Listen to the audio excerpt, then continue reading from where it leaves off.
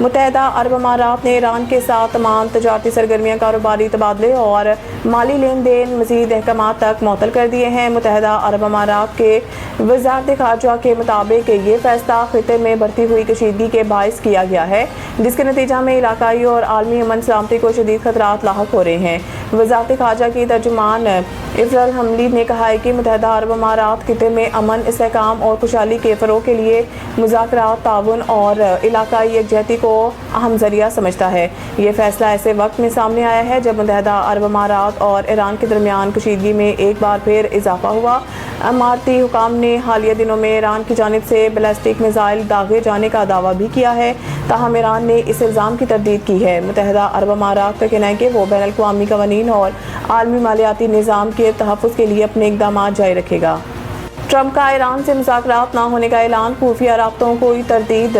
ایران کے پاسداران انقلاب کے ساتھ مبینہ خفیہ رابطوں کے اطلاعات سامنے آنے کے ایک روز بعد امریکی صدر ڈونلڈ ٹرمپ نے واضح کیا کہ اس وقت ایران کے ساتھ نہ کوئی مذاکرات جاری ہیں اور نہ ہی کسی بات چیت کا شیڈول طے کیا گیا ہے۔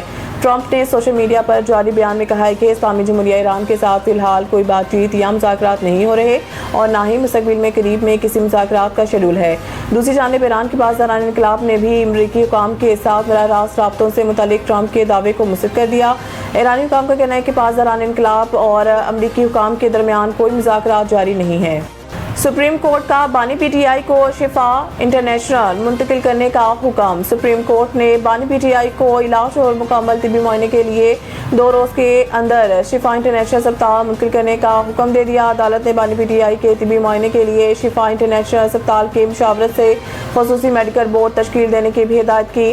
عدالت کی تحریری حکم کے مطابق میڈیکل بورڈ میں متعلقہ ماہر ڈاکٹر کے علاوہ ڈاکٹر عثمان خان اور بانی پی ٹی آئی کے ذاتی معالج کو بھی شامل کیا جائے گا۔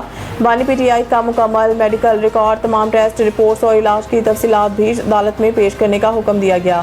سپریم کورٹ نے بانی پی ٹی آئی کی اہل خانہ سے ہفتہ وار ملاقات اور بیٹوں سے ہفتے میں 2 مرتبہ ٹیلی فونک گفتگو کی بھی اجازت دی ہے، تاہم ملاقاتوں کے بعد صحت سے متعلق معلومات میڈیا پر عوام کے ساتھ شیئر کرنے سے گریز کی ہدایت کی گئی ہے۔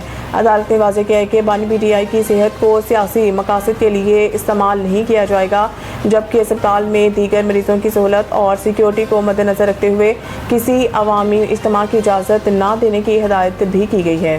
راولپنڈی میں موسلادھار بارش، نالہ لئی میں طغیانی نشیبی علاقے زیر آب۔ راولپنڈی شہر میں صبح سویرے ہونے والی موسلادھار بارش کے بعد مختلف علاقوں میں برساتی نالے بکھر گئے، جبکہ کئی نشیبی وادیوں اور سڑکوں پر پانی جمع ہو گیا۔